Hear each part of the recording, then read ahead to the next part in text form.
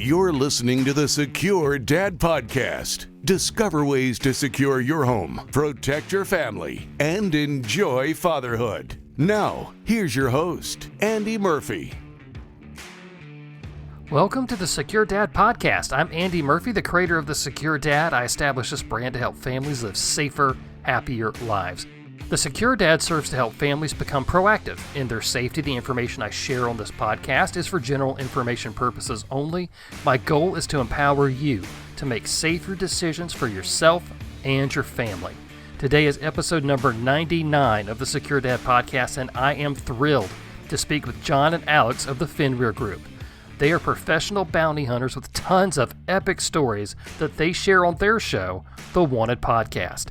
And we're going to talk about de-escalation from the perspective of two people who do it best. All of that and more ahead on the Secure Dad Podcast. So let's work together on something. I want to help you make your home safer, and we can do it together in just 5 days.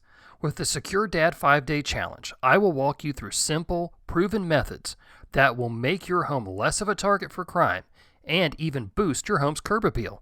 And best of all, it's absolutely free. I'm ready to go whenever you are. To take the Secure Dad 5-Day Challenge, go to thesecuredad.com. Also, next week will be the 100th episode of the Secure Dad Podcast. To share this milestone with you, I'm going to do an entire episode with the questions that you ask me. I've already gotten some great questions so far, and I want to hear from you. To submit your question, email me at info, at thesecuredad.com, or just drop me a direct message the next time you see me on Instagram, Facebook, or Twitter. Then one lucky individual will get an exclusive Secure Dad sticker. I'm looking forward to hearing from you. Today I welcome to the show Jon and Alex of the Fenrir Group. You may know them from their show, The Wanted Podcast. I very much enjoy their podcast as they share their epic tales of what it's like to be a bounty hunter. Over all the wild episodes I've listened to, I've picked up on Jon and Alex's proficiency to de-escalate dangerous situations on a daily basis.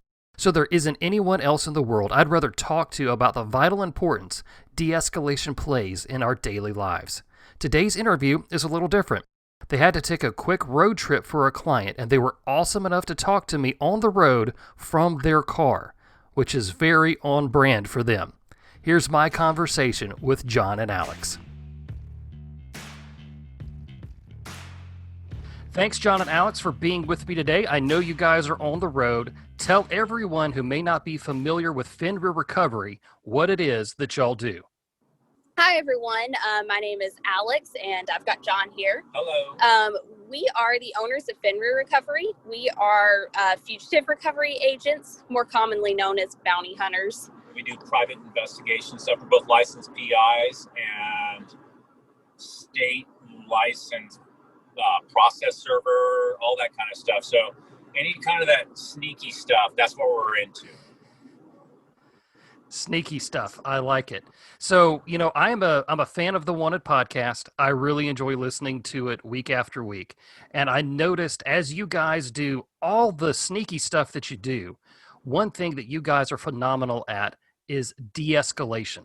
You don't want to go in and make a situation hot that isn't. So I'm going to kind of give everybody here a definition of de-escalation, and it refers to behavior that is intended to escape escalation of conflicts. Now, that's a nice textbook definition. But for you guys, who are living this, catching people for a living, what is a real-world definition of de-escalation? Good question. For me, de-escalation, successful de-escalation is where we all get out of there safely. It's the best tool, the most important tool I have of all my skills. I am by myself. Alex is at the back door, but I've cleared 2,000 houses in the last 6 years by myself. I can't employ traditional LEO or military tactics of guns drawn, yelling, and dominate all those things you learn of dominating the battle space, shooting corners, things like that. I can't do that. So I have to be able to talk my way through every situation, whether it's grandma, whether it's my defendant, or even a hostile dog or whatever. De-escalating the situation is just what I have to do to get myself out safely and hopefully my defendant into the back of my car all in one piece with not too many feelings hurt. Yeah, that sounds like a really good plan of being able to go in and just with like a limited team, like you were saying, be able to get everybody in the car. And I'm sure it's a whole lot easier to convince somebody to get in the car on their own than it is to drag them to the car, like your situation in Greenville not too long ago. Yeah, it's I think we've had close to 500 or so bail recoveries, physical apprehensions, and we've only had to really be physical maybe 8 times. Oh, wow. And that's our company policy. That's SOP for us. But yeah, in Greenville, no matter what de-escalation tools you use, some folks just won't get it. And I ended up picking up a woman out of a car and she wouldn't get out. I ended up picking up over my shoulder and used some BJJ, stapled her, got her cuffed, but she refused to move. So I had to pick her up, throw over my shoulder like a bale of hay, and run across the McDonald's parking lot and jam her in the car while Alex raced out of the parking lot. So we avoided some kind of Black Hawk Down situation there. It was a wild scene. That was a wild scene. Oh yeah, it was. One of the things that you guys talk about a lot is you sometimes have, the legal right to use what you call your master key to knock down somebody's front door. Why do you not make that your first option? I think one really good, very, very recent example of that is, no-knock warrants are not a good idea, period. And I think, Right. With Breonna Taylor, we have a very, very good example of that, that's in mainstream news right now. So first of all, it's not just for the safety of the people that we're looking for. It's also for our safety and for liability purposes for our company. Yeah, when you start, certainly, I grew up with the mentality of just because you can doesn't mean you should. Yeah. And as bail bondsmen, we're pretty free with rules. Our hands aren't as tied as, say, traditional LEO. If I think my guy's in there and his address is on my paperwork, I could swing away. But the thing is, like Alex said, the exposure you open yourself up to, not just in, does the guy have a shotgun on the other side of the door? Or what if it's his family's house? What if he's not there? All these different things. It's the exposure to liability. Just because we can do it doesn't mean I'm not going to have myself tied up in court paying for, arguing the legality of it all. It's not a best practice to do it every time. I could say this honestly about myself. Maybe earlier in my career, I would maybe be a little bit more quick to go with the master key. But nowadays, it only happens every 6-7 months or so. And that's all hand in hand with our de-escalation skills have gotten better and better as well. The ability to talk our way into somewhere. That's, to me, I love it. It's not as fun now. Smash the door, do all that stuff. I mean, it looks cool, and then get a guy in jail. That's a real victory for me. I get a kick out of that. Oh, absolutely. And, you guys talk about you meet all different types of people in all different types of places. Is there a de-escalation technique that you favor over others, or is there something that works better? Like I said, we've had almost 500 defendants. I think, their stories and everything are there's 500 different, techniques to use on. But generally, I come in and I don't yell.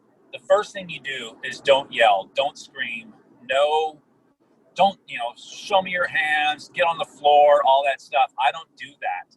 Yelling begets yelling.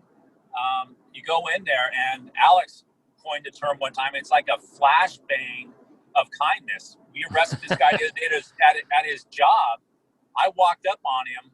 He had his back to me, and this guy's got a history of running and meth and fighting cops. I tapped him on the shoulder. He looked at me, and I looked at him. I stuck my hand out, and I go, "Hey, Luke, my name's John. I'm from the bonding company." He grabs my hand and shakes it, and he's like, "Hey." And I go, "I got a bench warrant for you." And just like that, there it's over. You know, no yelling, no screaming.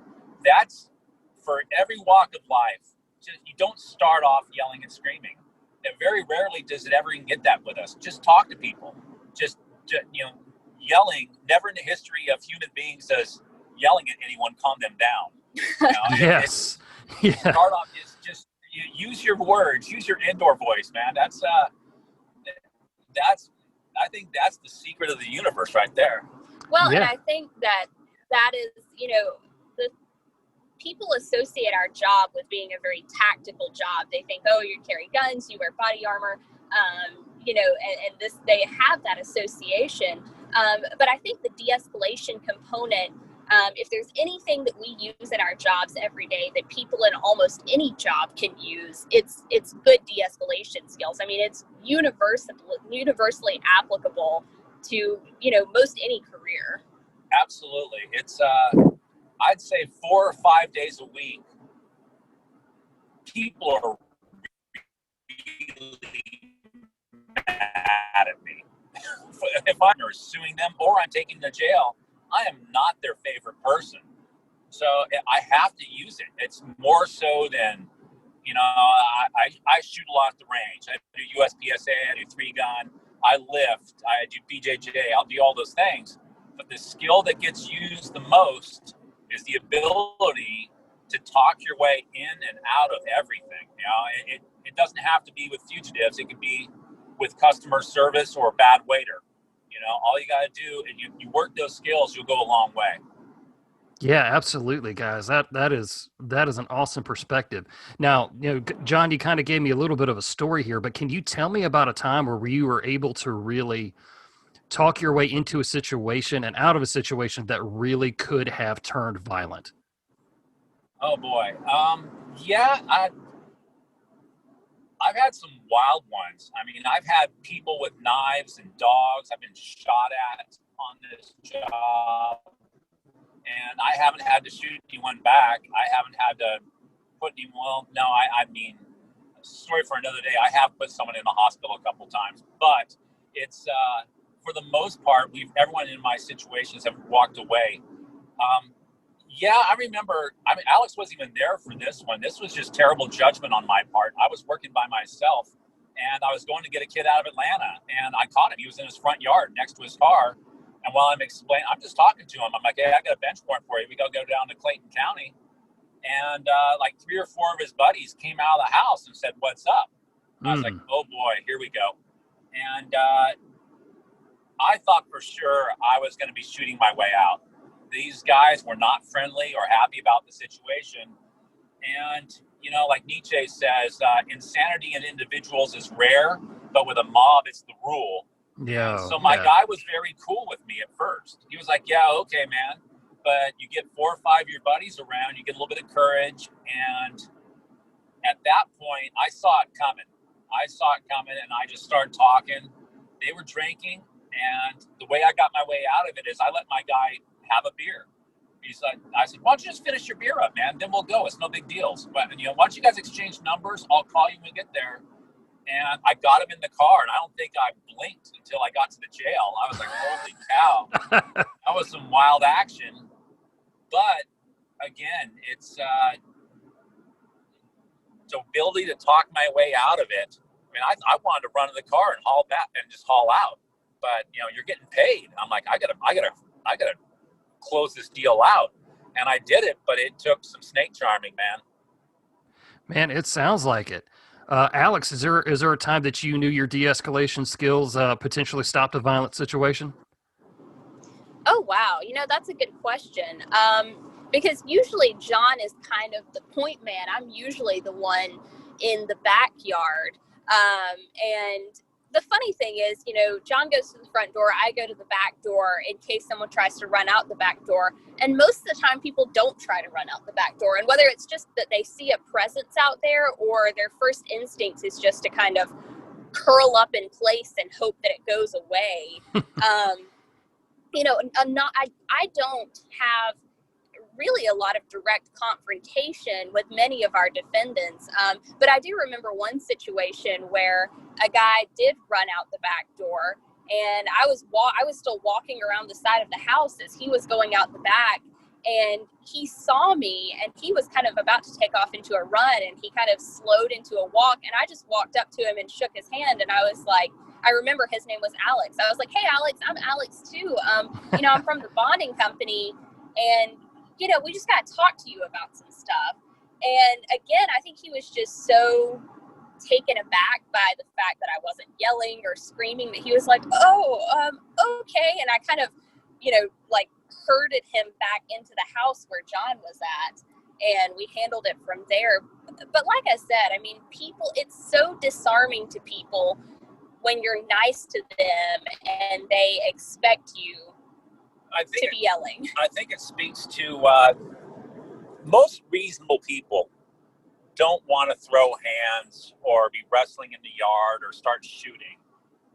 It's people talk about it like, oh, I wish someone would. I'm ready. No, you don't. The reality is fighting has consequences, and people get hurt or worse.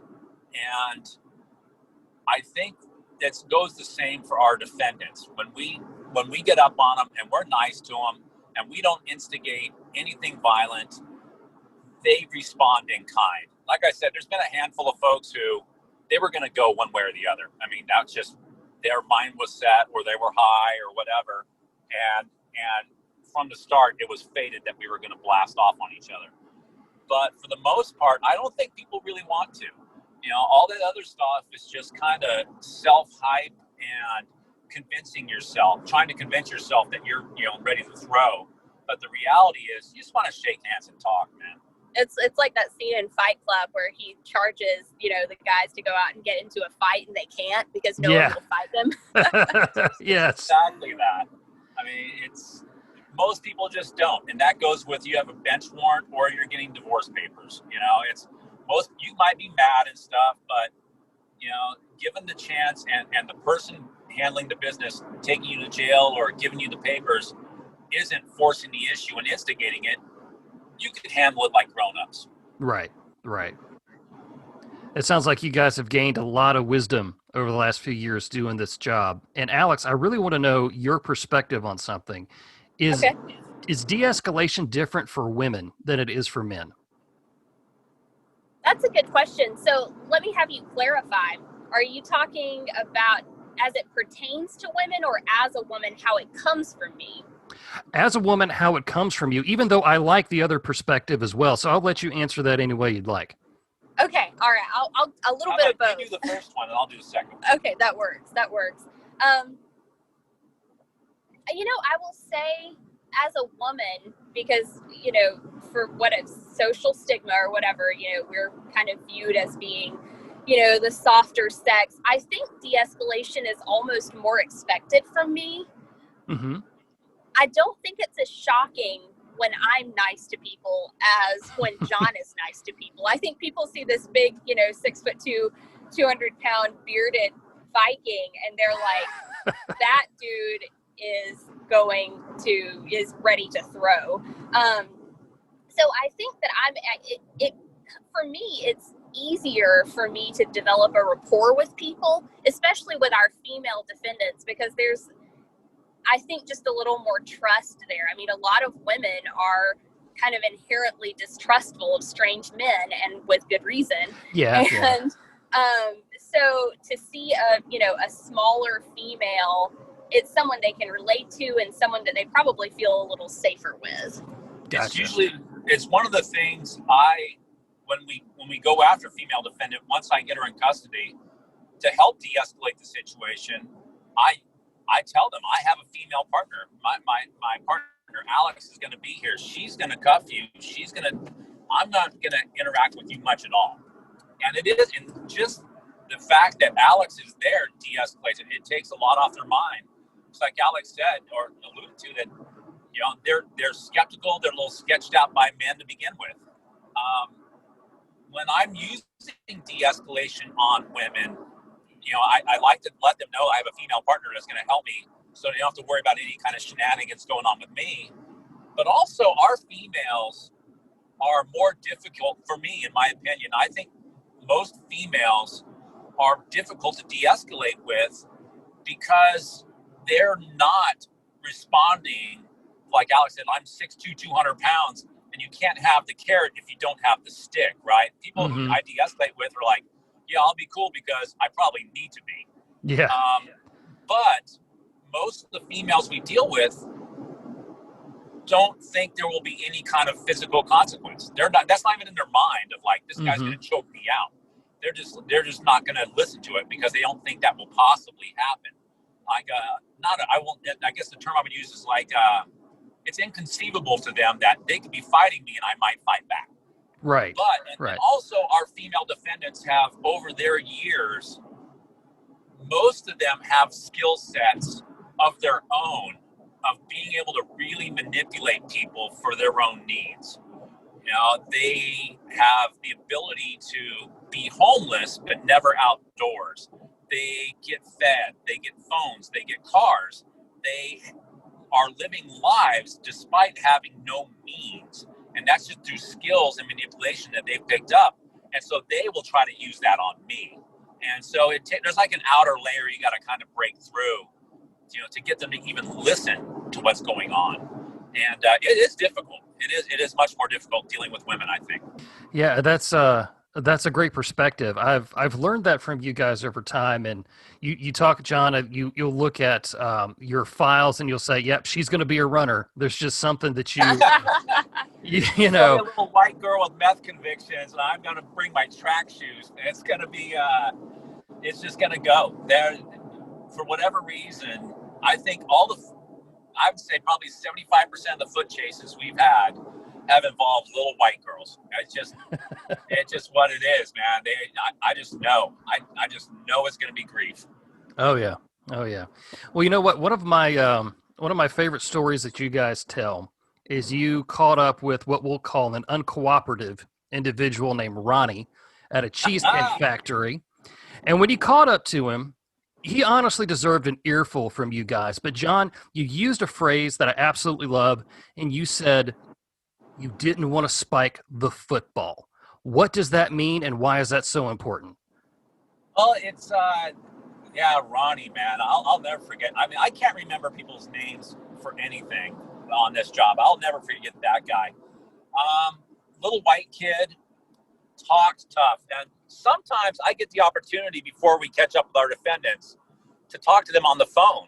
A relative will give me their number. The bondsman might have a working number, or we'll just get a hold of them. And I'll call him. And I called this guy. I'm like, hey, Ronnie, you've got a pretty large bail bond. You have this bench warrant out for you. How do you want to handle this? And he's a little guy, young kid. And the first thing out of his mouth is how tough he is and how he's going to beat me up. And he's from the streets. He's going to knock me out. He's like, I'll bet you $5,000 I'll knock you out. I said, I'll take that bet. Let's get together, man. Where do you want to go? He said, nah, man, you're just going to bring your friends and you'll jump me. I'm like, yeah, okay. So this guy's like the size of me in the 4th grade. And with no training, but a giant mouth. So I don't like him. And when I meet this guy, how we caught this guy was working with his girlfriend's father. And he had a mutual hatred of this kid too. So I did not like him. He ran his mouth at me the whole time. When we got up on him, I squared up. I boxed him in a Cheesecake Factory chair. And I stood above him. I go, hey, Ronnie, you know who I am? He looked at me and he goes, I'm sorry, sir. I have an anger management issue. And he put his hands on the table. And I wanted to embarrass him. I wanted him to fight back. I wanted to pull him out of that place on a Friday night by the hair.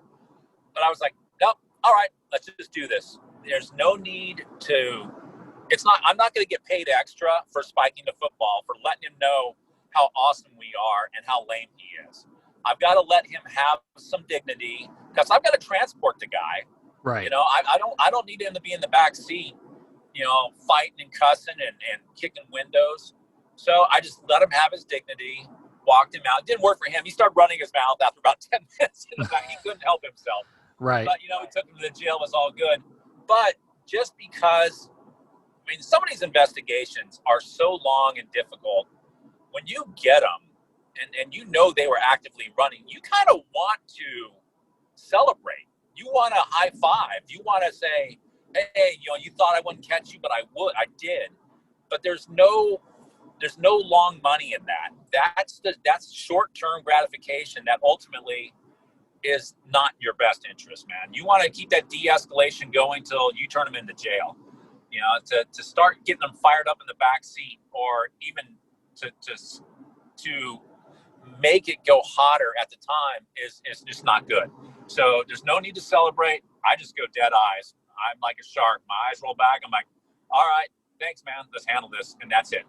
I don't need to say you thought you could get away, or why didn't you? I don't even ask them why didn't you go to court. I just leave it alone.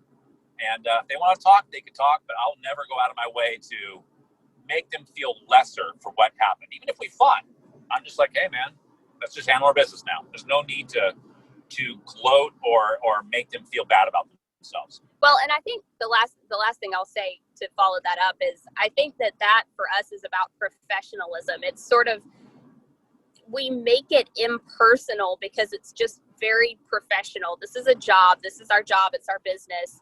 And we don't have to personalize it. Yeah, and that's what I hear from you guys is like you try not to make it personal from them, but also on the flip side, I don't think you're taking a lot of this stuff personally either, right? Absolutely not, man. It's I've got an ability to compartmentalize things probably too well, and people could yell, scream, cuss, fight me, shoot at me, pull knives, have their dogs attack me, and I can put them in the car and not even talk to them. It doesn't. I'm just like, yeah, whatever, dude. I won't remember your name in 2 weeks. And I try to keep that all the time. I try to don't let any of that stuff get to me, because if you did, you would put yourself in a situation where you'd be lashing out. You would open yourself to that exposure of what happens when you're mad at someone. And we try to avoid that at all costs. Right. That makes a lot of sense. So, my last question here for you guys, and I want to hear from both of you here. What is one thing that you wished every family knew about de-escalation? Wow. Oh, wow. No one's ever asked us that before. No. You want to go first? Yeah, I'll go first.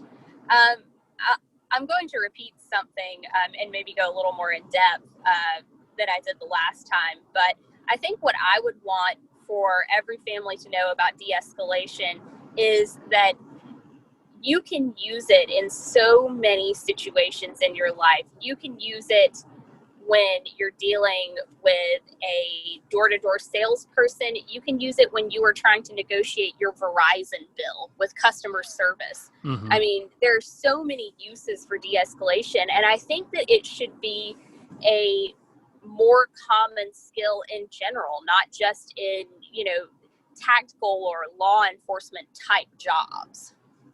Yeah, that's exactly right. It translates into everything. In the tactical world, it's popular to take classes to learn how to not be kidnapped by the cartel, or how to jump out of your car and shoot guns and stuff. And those are very unlikely. I mean, not impossible situations to find yourself in, but very unlikely. But it is likely in your family to be beefing with someone. Your Thanksgiving dinner might be uncomfortable because your brother-in-law just don't get along, or your wife and you are having issues, whatever. De-escalation applies across the board.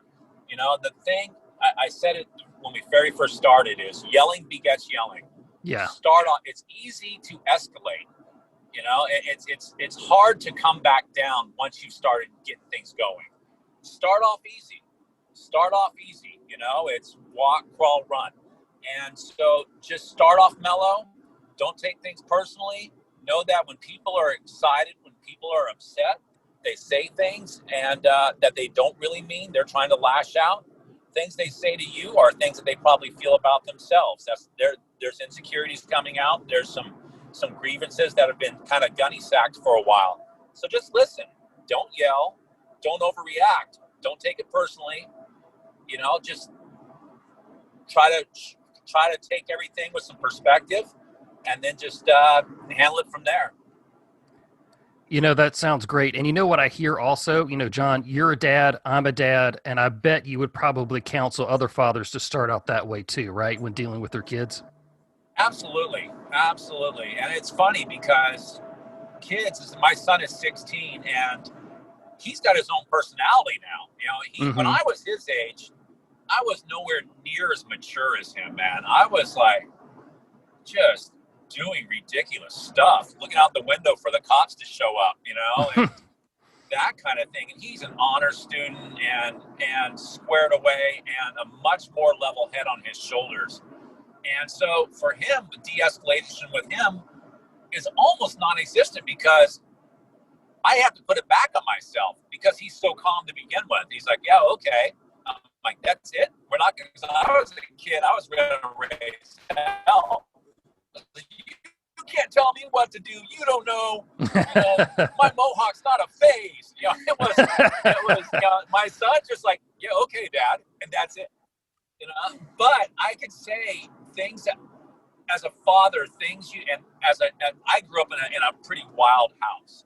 I could say things you say to your kids stick.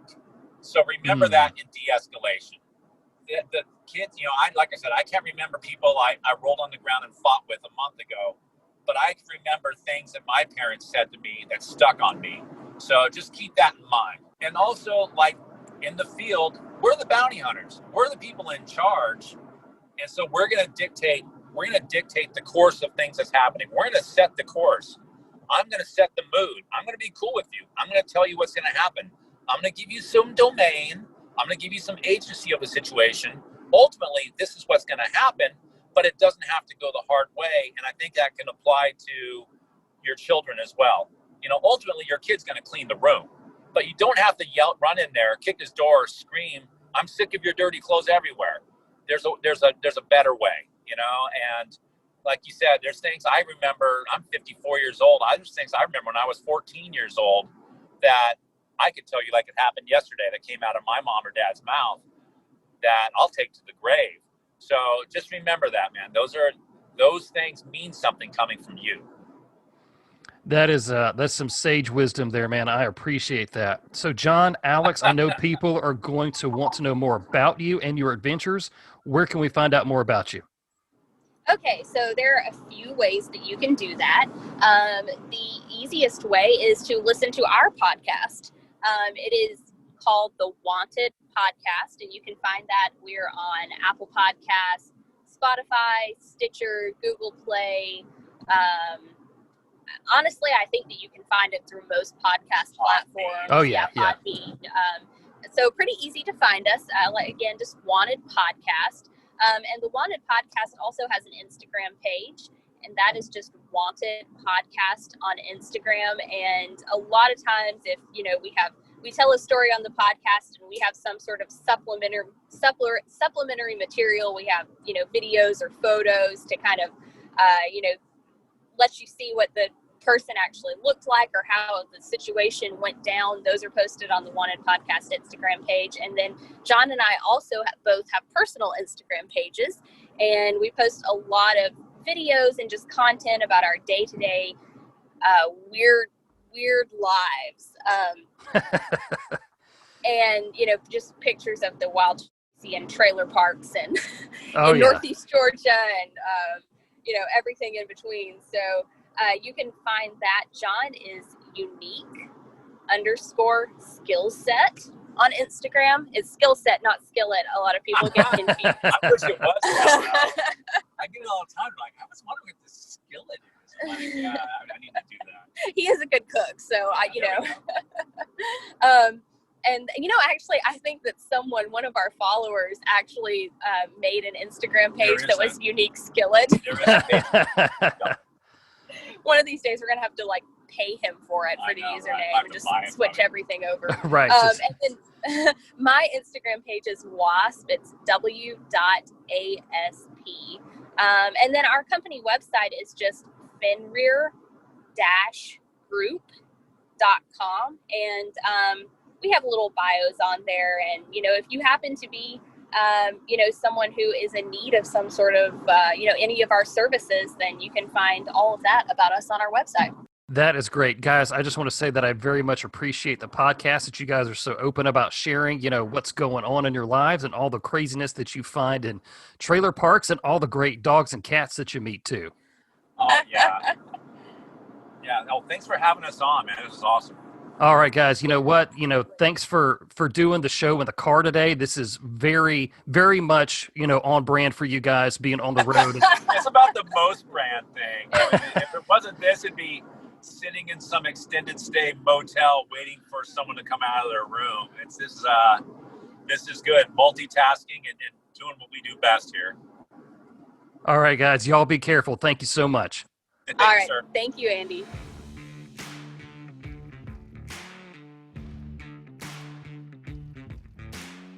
That's all the time we have for the Secure Dad podcast for today. Once again, I am thankful to Jon and Alex of the Wanted Podcast for sharing with us. For more on them, check out the Wanted Podcast. You can find it wherever you're listening to this show. Now remember, next week is episode 100 of the Secure Dad podcast. Submit your questions now for a chance to get an exclusive sticker from the Secure Dad. Send me your questions via direct message on social media or email me at info@thesecuredad.com. I'm Andy Murphy, and until next time, take care and remember, yelling begets yelling.